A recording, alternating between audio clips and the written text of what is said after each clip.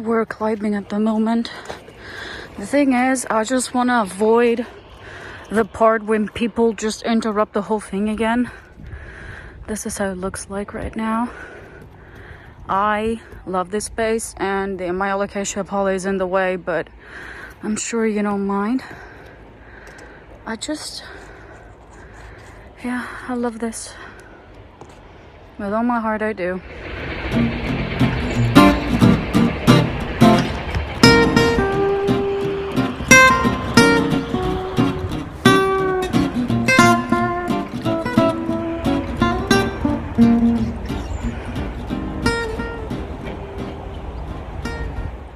So I decided to make this a series, and for today I will talk first about the Peperomia watermelon that I didn't actually manage to talk the previous time because a lot of people were coming over. Is someone coming over now?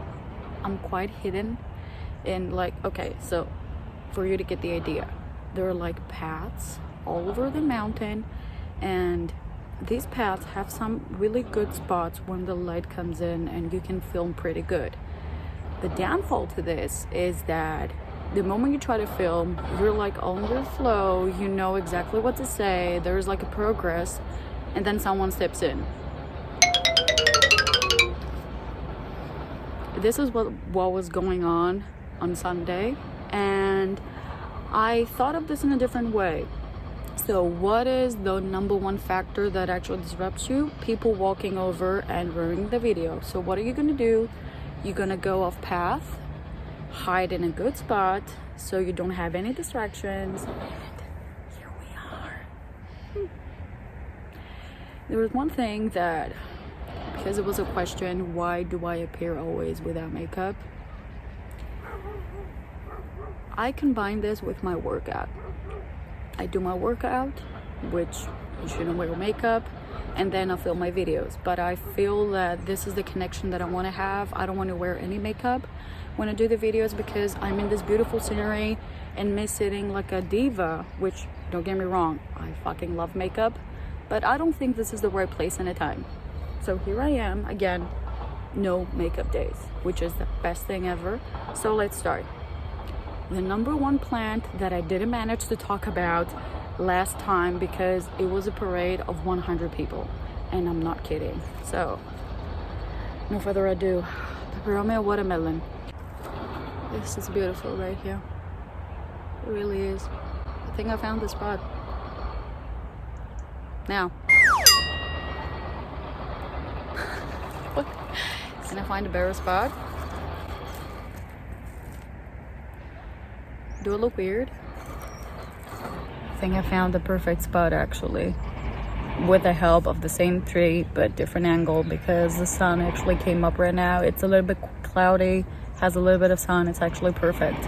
So this video about Peperomia watermelons is going to be a very short one because they don't require too much attention, and I was actually checking if there was something else that has been added or anything else that we might need, but it's still the same care and tips. And to be honest, I haven't noticed anything, additional that it needs specifically. So in terms of light, this light here, thank you. It is the perfect example. Soft and direct light, because it's not about the leaves because they're quite sturdy, they're quite hardy. It's like pallias actually, but it has patterns which makes the surface of the leaf sensitive to sunburn. So soft indirect light is perfect. Direct sunlight, it actually gets burned. In terms of water now, only water when it is about to dry. Same thing with pallias. I don't know if you noticed, I've killed 2 pallias now, but it was because I didn't find the right balance with watering. That was the trick. They wanted it to be just slightly damp before it was about to dry, to water it again to maintain this balance of moisture and hydration inside the pot. So the same thing happens here. I'm sure you'll be happy with me here. Keep it like this. I was a little bit I almost forgot what I was about to say. So keep it slightly damp and moist, and check with your finger. Never water it. Never have this thing with a schedule in your head, because it's a little bit so and so. So keep it damp and moist up until it is about to dry, and then water it again to maintain the balance. Now, fertilization. When it comes to fertilization, it's only twice a year. They're very dependent. This is why I don't understand why people are freaking out. Peperomia watermelon, what I'm gonna do now?